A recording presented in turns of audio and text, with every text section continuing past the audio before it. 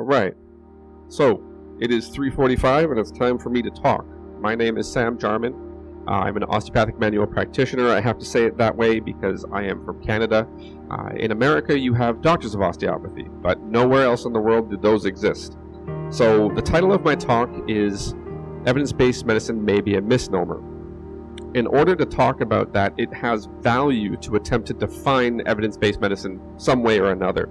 So I have my phone out because just do a quick Google search for evidence-based medicine and you get things like the AI overview. Evidence-based medicine is a systematic approach to clinical decision-making that involves integrating the best available scientific evidence with clinical expertise and patient values. Okay, so lots of words. If I look at another one that comes up pretty quickly, evidence-based medicine in the dictionary is medical practice or care that emphasizes the practical application or findings of the best available current research. Those are not the same. They sound the same, but they're two separate definitions. If I have two separate definitions of the same term, I have to start to question whether or not people are talking about the same thing when they use the term. Go a little farther. This is from 2024. Has anybody, maybe you have or maybe you haven't, there's a thing called Stat Pearls.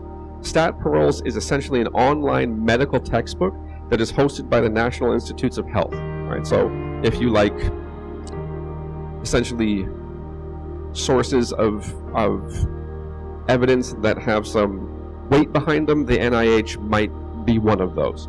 Right? So the NIH in 2024 has an entry into Stat Pearls that says evidence-based medicine uses a scientific method to organize and apply current data to improve healthcare decisions. That's a third definition. So if I want to use a term and there's multiple definitions of it, I now know that I should be cautious with that term. People use it different ways for different reasons. Most that don't try to find an agreed upon definition will likely use a term the way that suits them best. You don't want to blame those people because, to be fair, thinking is only possible with details you already have. So if you have one detail and I have another detail, so if any of you we've got a few people, we could each use a different definition, but say EBM. Now all of a sudden we're in an argument because we're talking about it differently.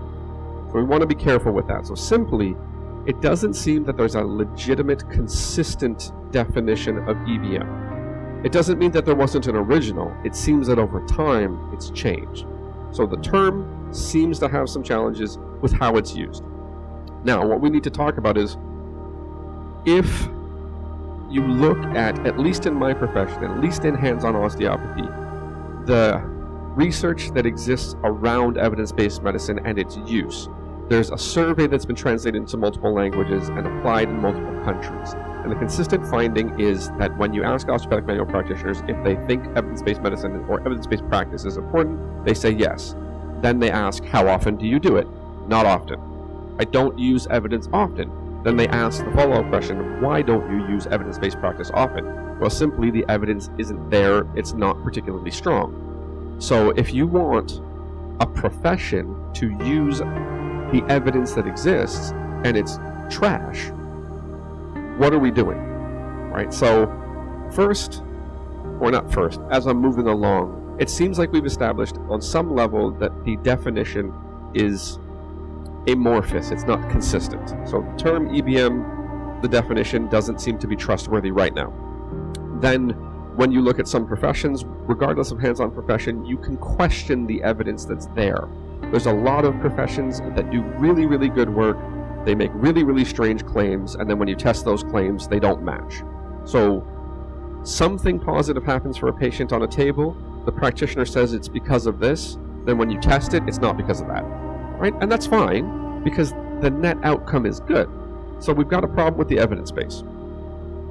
The one definition that I pointed out there is that in the 2024 Stat Pearls entry, that evidence-based medicine is the application of the scientific method, right, to the available evidence. So if we could agree, possibly, that evidence-based medicine is the application of the scientific method, I have no idea why we need to teach evidence-based medicine. We should teach the scientific method.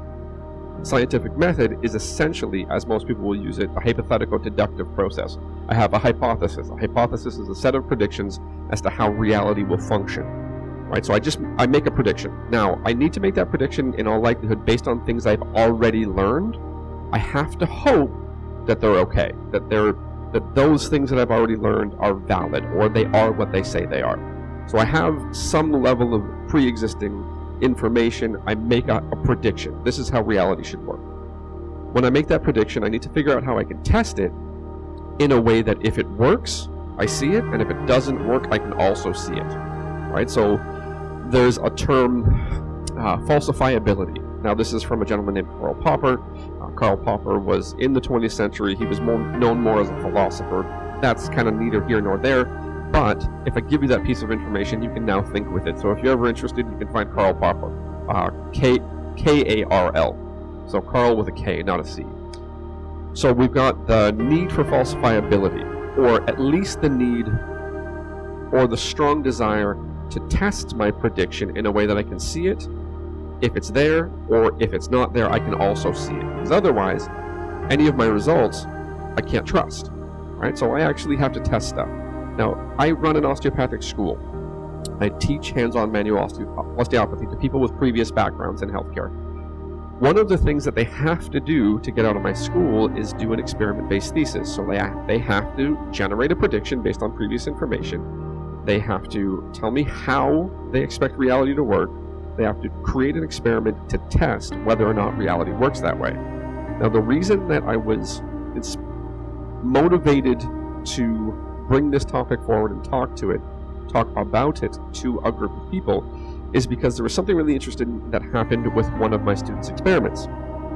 She was measuring inspiratory and expiratory volume, and she was going to do 2 springs of the sternum, right? So she was going to hold down on the sternum, have the person breathe. As they breathe in and pressure rises, she jumps off, so there's a spring, and she does it twice. The general result was that when she did that, and it's statistically significant, so essentially you take the pre-measurement and the post-measurement and you run what's called a t-test on it, right? It's a small enough sample that a t-test is okay. If you make it larger, you need another test, another statistical test. But I think she had 25 people total. Pre and post, they are statistically significantly different with both inspiratory and expiratory volume. That sounds good, right? So 2 springs of the thoracic cage, and all of a sudden inspiration and expiration get better, and consistently. That sounds really good. There's a problem though. If you actually look at the raw data, not everybody got better. Most got better, some had nothing happen, and some got worse. Right? So I have a statistically significant result that says that this method is better than doing nothing, and it actually alters inspiratory and expiratory volume. But the problem is, it's not the actual story. The actual story is that it works for some people, it does nothing to some people, and it makes some people's inspiratory and expiratory volume worse. So, if we look at common approaches to evidence, people are looking to generate something that has a statistically significant outcome. That when I do this method to people, that it does something positive. Well, my student found that. But again, it's not the whole story. So what that then does is it gives us a chance, or what it did to me in my brain is made me think about medical ethics. So the first portion of medical ethics is non-maleficence. And that's the English term, even though it's probably more of a Latin term. Everybody's heard primum non nocere, first do no harm. Everybody's heard that. So the first thing that you want to do is choose a method for whoever you're dealing with that is very unlikely to cause no harm. That's the first thing in medical ethics. So if we take the example of my student's experiment of rib springing to try to figure out what happens to inspiratory and expiratory volume, if I just did the statistical significance, if I just looked at the statistical significance, it would look like it would benefit everybody. But that's not the case, right? So if I applied the concept, or the medical ethical concept of non-maleficence to that, I actually can't support that method across the board. I need more information, because I think it was about, it's a 60-ish% of people got better, or increased inspiratory and expiratory volume. About 20% had nothing happen. About 20% got worse, right? So it's very, very rough numbers. So if I look at non-maleficence, I have to consider that that method doesn't pass the threshold of non-maleficence, because there's about 20% of the population that it was applied to where the target got worse. So ethically speaking, really, really broadly and roughly, it's not an appropriate method, even though it helps 60% of people. Then what we have to consider after that, so there's a method or an experiment that some students did. They treated the neck and the neck only, and they were looking at the impact on heart rate and blood pressure. So when they treated only the neck, heart rate and blood pressure either dropped or nothing happened. So if I apply non-maleficence to that method, it crosses the ethical threshold. So if you have some desire to have a positive impact on heart rate and blood pressure, or no impact on heart rate and blood pressure, treating the neck seems to be acceptable based on the evidence that we found. So we've got that ethical concept, non-maleficence. So if we apply that to the two experiments really roughly that I've said, it's good for one, it's not so good for the other. I need to split this data out. If I look at the cervical experiment where my student just treated the neck based on what they found, and they were measuring heart rate and blood pressure, and I use the second concept in medical ethics, and I use beneficence, or does this do something good for the target outcome? What we actually see with respect to treating the neck is, for the most part, yes. Right? So I think it was about 90% of people, the target measure being heart rate and blood pressure dropped, and about 10% of the people, nothing happened. So at least ethically, I know that I likely won't hurt you based on that measurement, and I know that I will more likely than not benefit you.